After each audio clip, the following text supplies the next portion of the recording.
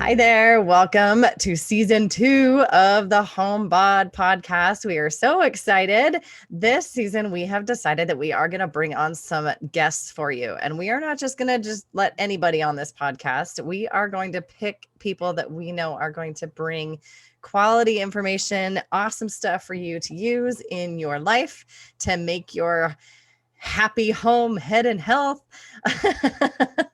or your head, home, and health, or whatever order you want, whatever needs to be at the top of your list. Happy.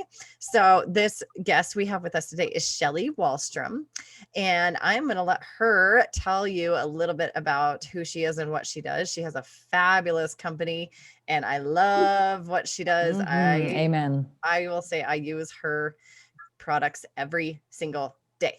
So, Shelly, tell us who you are. Oh my gosh, guys, I'm so excited to be here. When you said your message is home and health and body, I was like, this just fits perfect. Maybe not the home part, except I am getting better at organizing, Ashley. I'm so proud of me because I'm cleaning all my cupboards in, my drawers and my closets. Totally awesome. So amazing. Yay! Okay, what am I? What do I do? Well, my name is Shelly Jo Walstrom, and I am a certified clinical hypnotherapist. I'm also a certified addiction recovery and mental health coach, also known as the Amino Acid Lady and hypnotherapist. I am the owner of Shelly Jo Amino Nutrition Supplements, and they're freaking amazing. Just like Heather says, they are to help feed your brain. One of them is called GABA. I thought I'd just show it because I think this is awesome. It's my favorite. It says GABA chill, like take a chill pill. I'll tell you a little bit about it, but it's amazing. And what it is my business looks like a three-legged stool. Feed your brain, feed your body, and feed and change your thoughts. Feed your brain with amino acids, feed your body with nutrition, feed and change your thoughts with hypnotherapy. It's like a three-legged stool. If you've all seen a three-legged stool, all three legs need to be strong for that stool to stand, right? Mm-hmm. Well, yes. Humans do too, right? We have to have our body, our brain, and our thoughts, and our home, that makes 4, to have optimal health, right? Well, today we're on a 4-legged stool. We are on a 4-legged stool. I love it, yes. That means we were standing stronger, optimally with complete health, right? Yes. Yeah. And that's why we wanted you on here. So, we're always talking about the mindset connection between whether it's to decluttering your house or making your body healthier, losing fat, that sort of thing. And what I didn't know until I met Shelly was how important I knew amino acids were important for rebuilding muscle. I knew that glutamine was critical to helping you restore your muscle after you've destroyed it in the gym. And I also knew that if I did not take my glutamine, I was way more sore the next day than I normally am. Yes. It totally, I could tell if I forgot because I was, a lot of us gym rats, we kind of brag on, how sore we are. And that's like a badge of honor that you worked out really hard. But really, it doesn't have anything to do with how hard you worked out. And the soreness is not necessarily an indicator of a good workout. Sometimes it's an indicator of a lack of glutamine. And so when I met Shelly and she started telling me that what it does for your brain, I was like, oh my gosh. Duh, of course, if it helps your muscles, why wouldn't it help other parts of your body? Like I just pictured it like going in and just to the muscle. But of course, when we put things in our body, it doesn't just go to like one place. No, it goes system. everywhere. And so, so I was so fascinated by what Shelly Jo offers and her different aminos and what they do. And I started using the chill pills because about 4:30, 5 o'clock in the afternoon, I am ready to kill everyone. Like I am so grumpy. I'm so grumpy. And it's that irrational grumpy where you that you're being short-tempered, but everyone's just on your last nerve. But you can't help it either. Right. And so it was either pour a cocktail, which that's probably not the healthiest solution. Or take some chill pills. And so now every day I take my chill pills at like 5 o'clock, and I am not a grouch to my kids. And my husband, who is like super not into any of this voodoo stuff that he thinks I do, he started taking them. And I was like, what are you doing? He's like, I don't know. I figure maybe I need to chill out. And now he takes them every day too. So, and the other one I take is the positive, what is it? What's it called? The positive one? Positive mind or positive? Yeah, 5-HTP. Yeah, that's positive mind. Mm-hmm. Yeah. So I take that one mid-afternoon, and I've noticed that also helps with my grouchiness or lack thereof. Now, if I take that mid-afternoon and then my chill pill about 5 o'clock, I am so nice to my kids. I love it. I love it. Well, the really cool thing about the 5-HTP, the positive mind, is that's for your serotonin, right? Mm-hmm. And serotonin, when your serotonin is good, you feel positive mind, flexibility, confidence.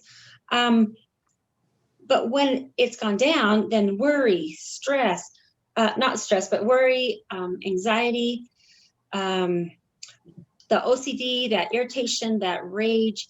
It's also because it falls light, you may be okay. And then as afternoon comes, you don't have enough to sustain you. So then come 4 o'clock, you have these cravings, like, yes, it could be sugar, it could be starch, it really could be alcohol. I mean, alcohol, that's why there's happy hour. Right. Have you ever heard of happy hour? Yep. Have happy hour.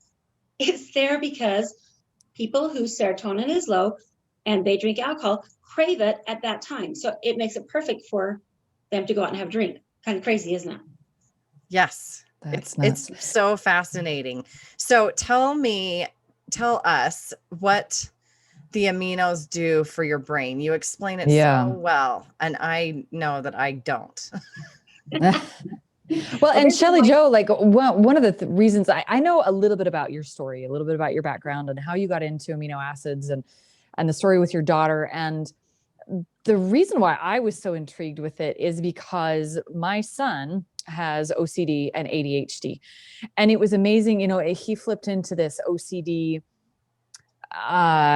episode that lasted about 6 weeks. And it was just, OCD is an anxiety disorder. And so he was just off the charts, anxious, everything that he did. I felt so bad for the kid, but on the other hand, I, dang near, sent the kid off to a loony bin because I couldn't handle it. And I remembered the story that you had about your daughter, about her drug addiction, and about how you started learning about the chemical reactions in the brain and trying to fix and correct the chemical imbalances in there to adjust, even addictions and addictive behavior. Right. I know that I'm addicted to sugars. And so I have to be really, really careful with sugar. But I also see this imbalance, and we can actually cause situational imbalances because of clutter and because of how our houses look and things like that. So I'm really interested to hear how both the amino acids and the hypnotherapy affect the balances in the brain because of personal experiences, because I know where your daughter was coming from, right. And so that I can, help clients see, that there can be positive changes in their physical environment if their mental status is balanced. Yeah. Well, the thing is too, you only have so much willpower. And when your willpower is being overridden by chemicals in your brain, at that point, it's not even about whether or not you have self-control to not eat a cookie. It's like there's signals happening, sending you that your brain is working against you. And also, just to kind of catch our audience up, Shelly Jo's whole story is on your website, right? It is on my website. Got a great story. It's an incredible story. So we will direct you to we'll link website, that, and you have to go and read it, and just it's amazing. So anyway, tell us what those aminos do in our brain. So the cool thing that I learned, and just like they kind of gave you a little bit of insight, my daughter is an addict, and I, as a mom, was looking for something to help her because I was so afraid that I was going to lose her. Yeah. And I kept thinking there's something missing. At the same time, I have clients that would come to do hypnotherapy to release thoughts, and I'd work with them. They'd come back the next week, and it was like nothing was sticking. They did have the desire, and then I'd work on it again, give them some different tools. They come back the next week. It was like 50 first dates. It was like we kept going back and forth, and I thought there's something in this that is missing that's not allowing them to make these changes. While in this process, what I did is I learned about our brain. And in our brain, we have what's called neurotransmitters, and they're just those happy, calm, feel good chemicals in our brain. They fire in there. That's what they're supposed to do. And when they work, it's amazing. Well, when they quit working, and they can quit working for lots of different reasons. Sometimes you're born with less of them. It could be stress. It could be lifestyle. It could be what you eat.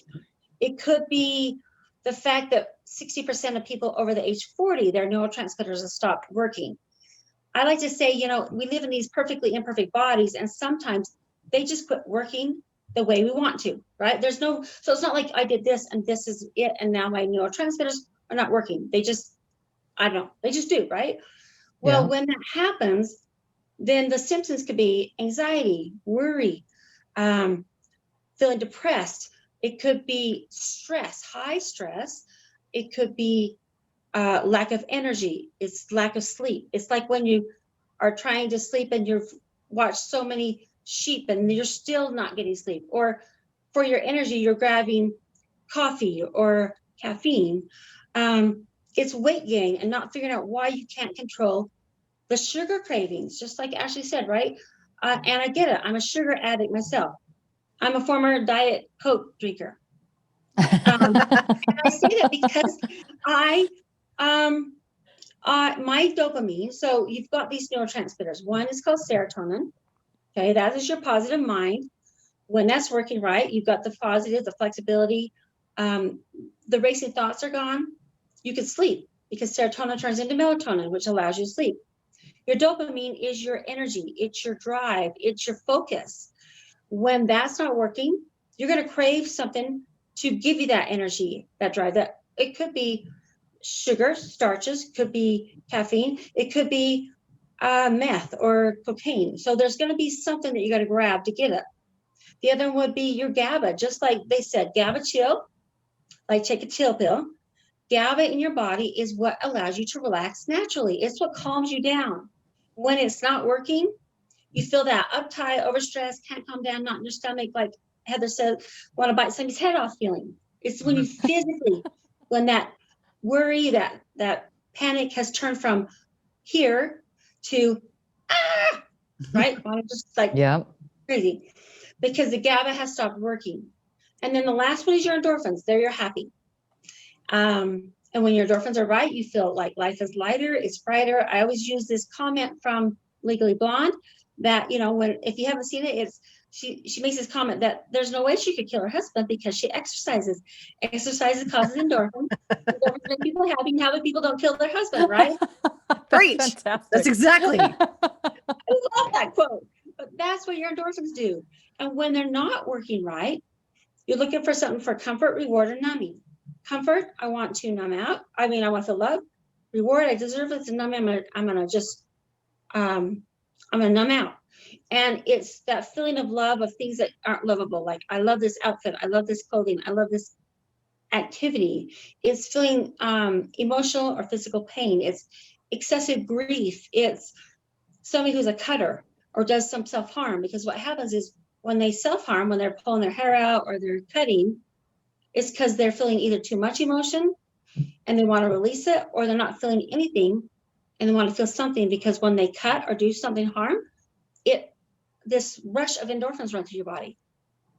I never understood that. I never knew that about the self-harm. I never understood that, because when you learn about it, they brush over it in your Psych 101 class and, in health class in high school or whenever they teach it, and it's like, they brush over it so quickly that they don't explain that. And I just wonder that, I wondered this about all things, but all this stuff that we know now, like why don't we learn it as teenagers? Like if you had taught me as a teenager how my brain worked and like what endorphins do, and I probably would have made better choices.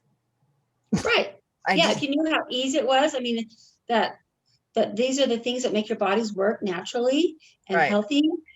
It would have made a huge difference, right? I mean, that's well, and if you're being drawn to something like that, you know, the messaging out there is you're bad or broken or there's something wrong with you. Right. When instead, if we just said you're lacking something, there's something in your brain that's not doing its job. Let's help you figure out what's lacking, and then that behavior might stop naturally. Yeah. Right. Well, and I think it's interesting that, you know, we know and understand now that, you know, gambling is addictive. Right. But we don't ever talk about how, you know, Black Friday, getting the good deal can also be very addictive. Yes. And how we solidify. I mean, so Shelly Jo, you know, you're saying, hey, all you need to do is just, you know, refill those chemicals in your brain. You know, if it's getting to be 4 o'clock and you're running out, like refill it the healthy way instead of feeding your brain in a very unhealthy way. I mean, your brain wants to be safe. It wants to normalize. And so it's going to look for what it needs. And we can either fill it in a very unhealthy way through sugar or drugs or cutting stuff. or shoppings. Stuff, you know, filling up our house, you know, that window shopping, you know, on Amazon, you know, and all this and things just show up at your house. Like that is yeah, exactly. It came, I don't even remember what I ordered, but our brains every day. will. That makes me laugh because I came home this morning, I had these 3 boxes and I'm like, it's a Christmas at my house. Yay! But when, you know, when I'm dealing with somebody, you know, borderline hoarders or anybody who say, you know, I have too much stuff in my house. Okay, well, what's the source? Well, I shop all the time. And then we have to, you know, I'm not a therapist and I can't, you know, prescribe anything. I really can't even recommend psychological help, but I have to find ways of dealing with that behavior and changing that behavior. You know, okay, so you're addicted to finding the good deal, but now we need a healthy outlet for all of the stuff that's in your house now. Whereas if we could approach the problem from the very root, from the very cause, and not have to deal with the repercussions, I mean, how much healthier would that be? Well, for because everybody most of involved? those people, don't you think, Ashley, most of those people are looking for that endorphin, that shopping high. They get that endorphin hit from shopping or getting bargains or whatever. I mean, I certainly, a relative of mine, which I can't tell you which one or describe how we're related because I think that person might listen, really likes bargains and will buy whatever it is, will buy all of them if they're on sale just because they were on sale. Yep. I mean, we're talking like stuff you would never need. And then it ends up collecting dust and then it gets given away as Christmas presents to people that don't really need it or don't need it. So how do we, Shelly Jo, when we are facing something like this, how do we know where to start? How do we know? I mean, you said there are more than, you know, there's more than one amino acid that we need. Right. So how do we know where to start? Well, what I do with my clients is I have them take a quiz and it's very specific of what symptoms they feel for each of those neurotransmitters and what they do to fix it, because each of them have the symptoms and each of them have a different way to fix them, a different craving. So if it's a sugar and a alcohol and marijuana in the daytime, it's going to be, or in the afternoon, it's probably going to be that they lack serotonin. If it's a craving for something to give them stimulation, it's going to be, dopamine. if it's endorphin, if it's going to be a behavior, if that one of the gambling or gaming or pornography, too much exercise is going to be endorphins. Somebody who can't come down is going to be using something to come down. So each of them has, first of all, those telltale signs. And when you match them up, they're very specific. There's a lady that started in the 90s. Her name's Julia Ross. This has been out since the 90s, which kind of made me mad when I figured it out, because I thought, my daughter was born in the 90s. What if I had known about this when she was 6? Right. Could I have curbed her away from addiction? I mean, I want to say yes. But that's because our brain needs to be fed something. Okay. So when our brain stops, it wants what it can get the fastest, right? So if it's sugar or starch that it knows it can go to and get what it needs the fastest, that's what it's going to turn to. But we can actually feed it. So there's ways to feed your brain. They're called amino acids. And Heather, like you said, I had only heard of amino acids for muscles. Yeah. First, right? I mean, you got BCAAs, you have things like that are, amino acids.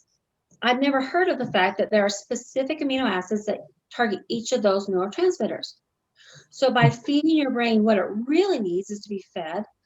By doing this, what it does is it helps to boost those neurotransmitters, because it starts feeding the brain what it really wants, rather than what it is switched over to, which would be the things that are not healthy. Yeah, the BCAAs have really gotten a lot of popularity lately, and I used to take them every day, and then I kind of did more research on it and found out that the jury's still kind of out on, depending on who you talk to, on whether or not they're beneficial. But the amino acids and their effect on the brain, like you said, that research has been done and done and done, and it is quality research, and it is, right, it's stuff that, it's a concept that doctors talk about, that neurologists talk about, like that. This isn't just like a health food supplement, is what I'm trying to say. This isn't just your typical like go to GNC and they sell you a bunch of capsules full of powder that you don't know if they actually do anything. Like this is, these are legit things that your body not only needs, produces on its own, and it's not crap science behind it. It's really quality science behind it. Absolutely. Well, and the thing about the amino acids is either your body produces them, or you get them from a supplement or protein. Right. Okay. So you're not giving your body something it doesn't know what to do with. It already knows what to do with it because it knows how to utilize it. The really awesome thing about amino acids is if your brain and body need them, then you may feel a difference within 20 minutes or less. So you don't have to wait for a long time to say, do these work or do these not? Because we're giving our brain what it already knows what to do with, right? And I have 6 that I use. One of them is the 5-HTP, like Heather said. It's called Positive Mind. That is an amino acid that your body already does produce. But when it's not producing enough, that's when that part becomes depleted.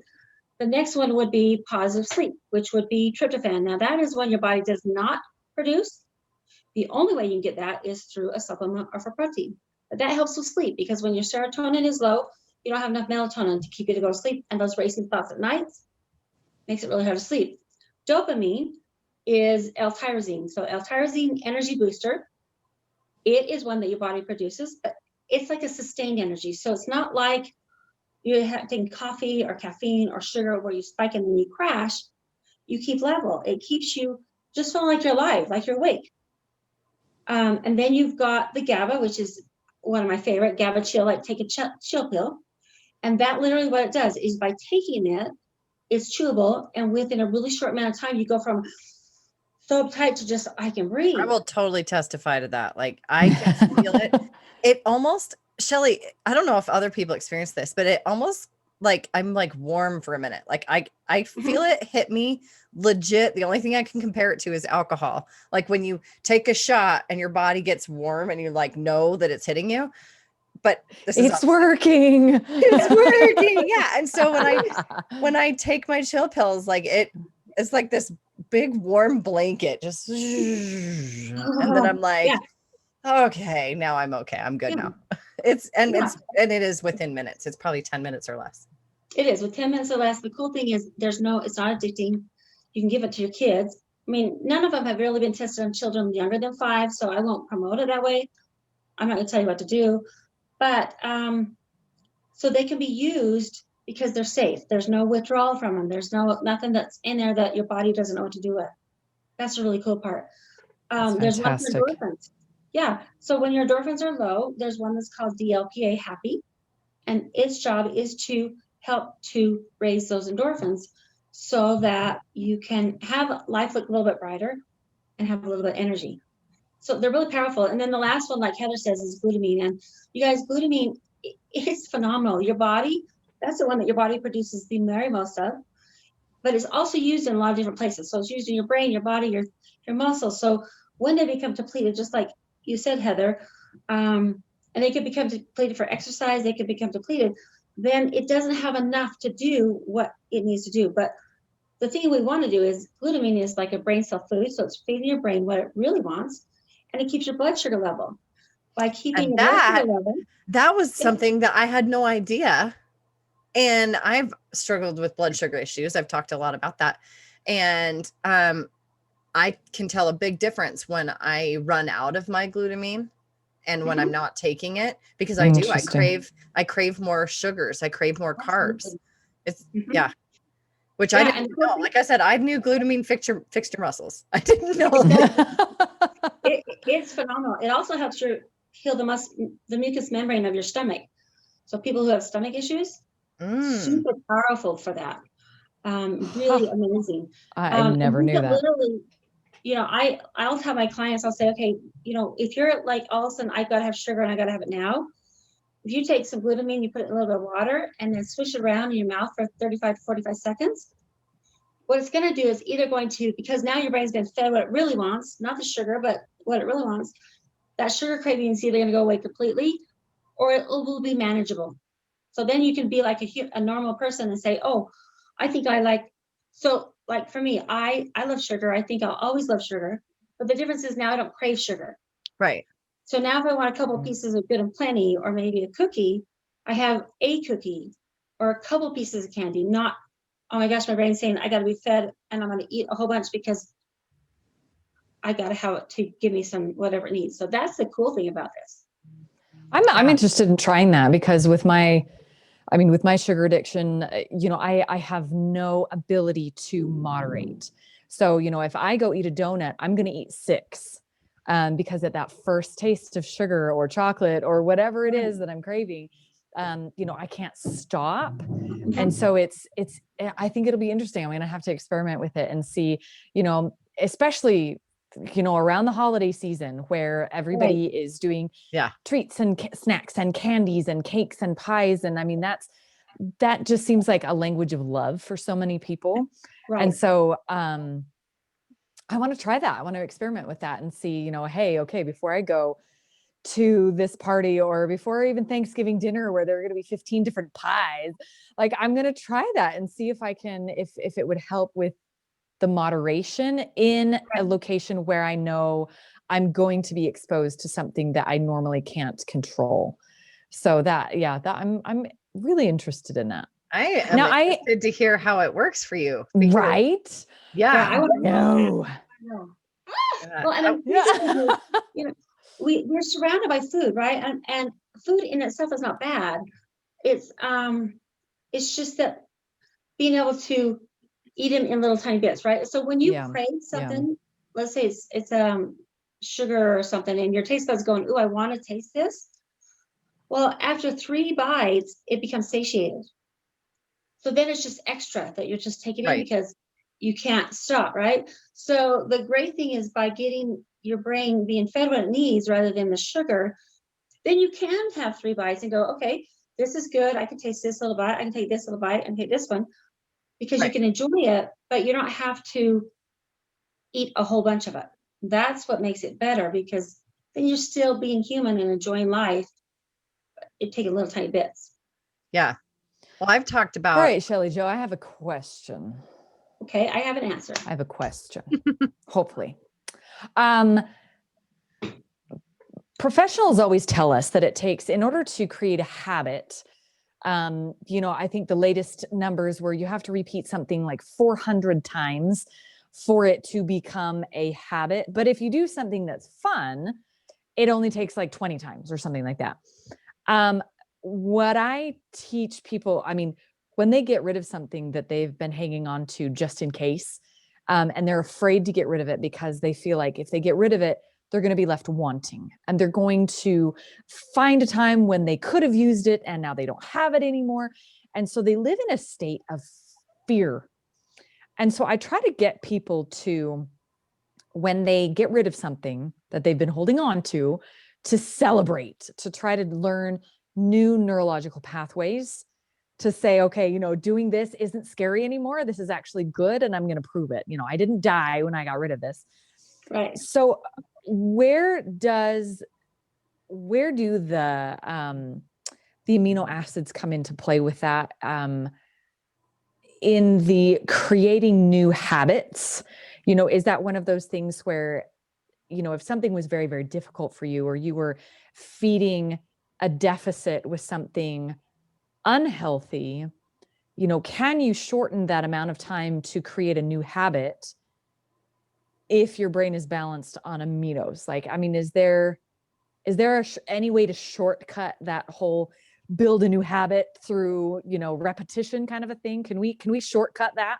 What comes to my mind is more your hypnotherapy stuff for that. I don't know anything about hypnotherapy, but that seems like if you could like make me fall asleep and wake up, and I'm sure people say that all the time, like hypnotize me to never want another cupcake again. Or to never compulsively shop for bargains again. Right. Well, that's a great question, and you guys are on both ends. So shopping, Ashley, would be an endorphin issue, right? I'm looking for something comfort, reward, and on me, right? And I'm going to do it through spending money. Okay, it brings in that drive, it brings in that high, right? Mm-hmm. So by raising the endorphins, boosting them with the DLP happy, it helps with that feeling of, oh my gosh, I'm going to get my joy from shopping, right? That fear would be a serotonin issue, that because I'm going to hold on to it, right? Okay. It's that obsessive compulsive type behavior. Yeah. I'm not going to let it go because I might need that, right? So I'm looking in the future going, I'm creating this false story, right? Mm-hmm. So that would help with that. Now, hypnotherapy also helps because hypnotherapy is working with your thoughts, right? And a lot of people, I say that and they're like, oh my gosh, you're a hypnotherapist. You're going to like control me or change my mind or read my mind. Make me quack like a duck. Yeah. Yeah, make me quack like a duck. And I always say, if I could have controlled anybody, I'd have controlled my daughters when they were growing up, right? When they were teenagers, if we had that ability as parents, would that like be heaven? Oh my gosh. Right? So it's not mind control. It really is a hyper focus, that you're so focused that you're not paying attention for what's out here. Okay. That's what it is. When somebody sees a stage show of a hypnosis, yes, it is hypnosis, but those people want to be there. So if you are somebody who likes to be on stage, likes to have the limelight, hypnosis is like your thing, because then you can go up there. Yes, you are in hypnosis, but you feel comfortable being there. So if you were somebody that was like, that is no, don't put me out there, you'd never go in hypnosis to a point that you would allow yourself to go on there. Does that make sense? Mm-hmm. And it's just purely for fun. So those people up there are doing those things because they want to, not because they're being forced to. So that's that. Our brain, we've got our conscious, which is about 10 to 15% of our thought processes. That's the same for all of us. That's I'm going to get up, I'm going to go to work. It's your willpower, it's your drive. 85% is your subconscious, right? And that's different for everybody. That's every emotion and memory you have from here back to forever. Okay. Now, you've all been around children, right?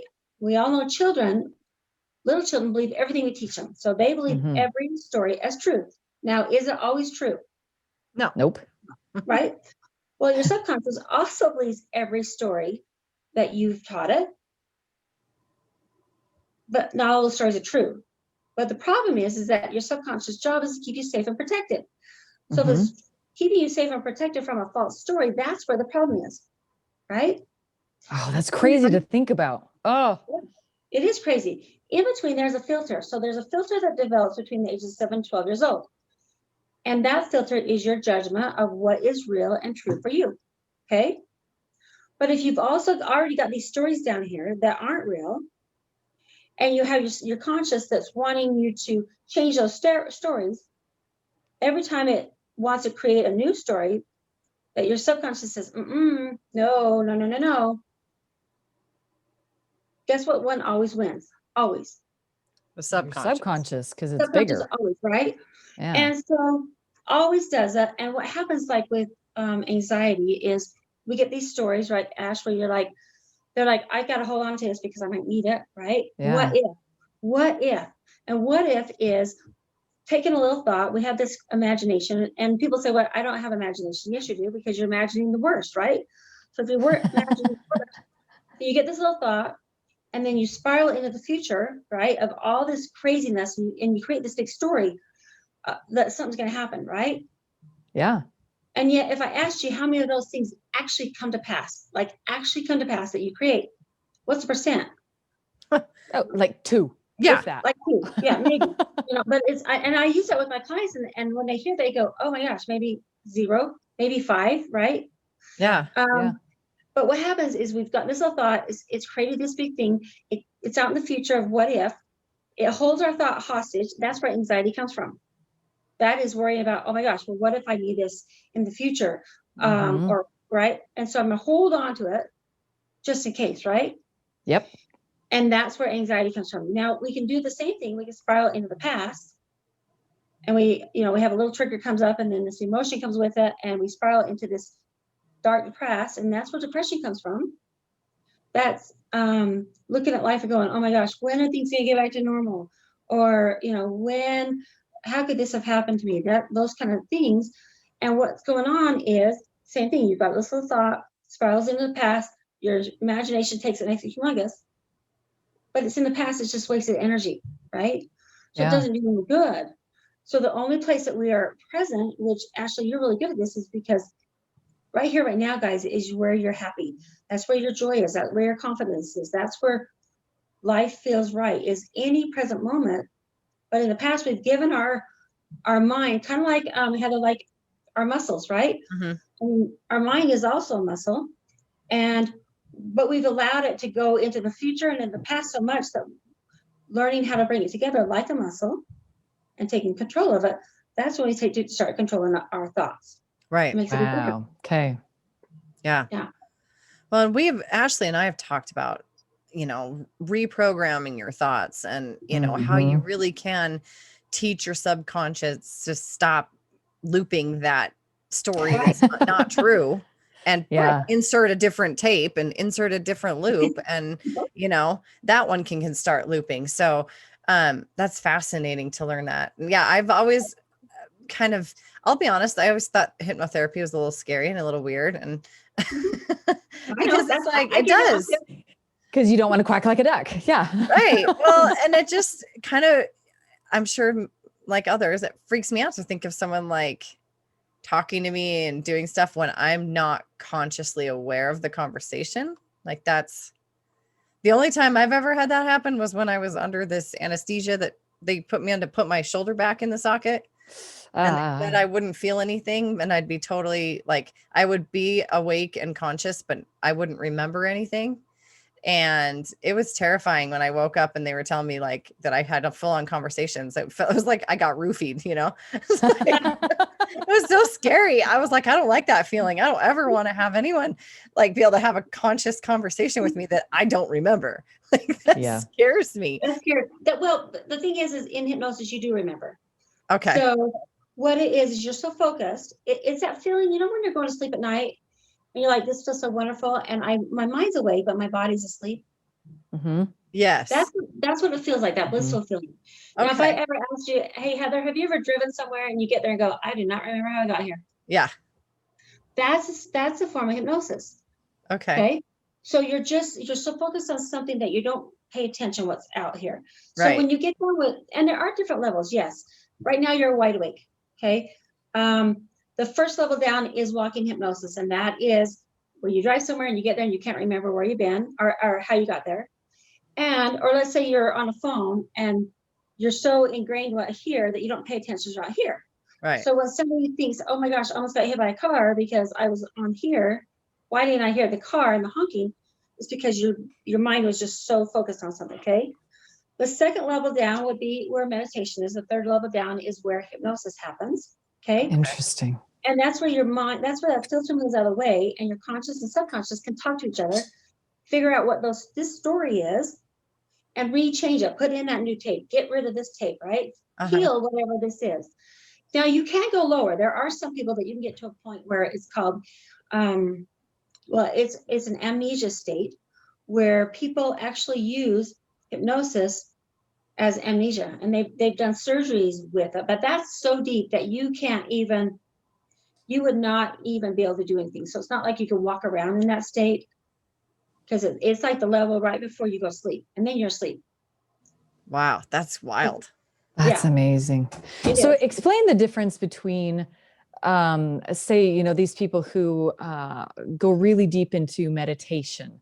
Explain the difference between a deep state of meditation and hypnosis.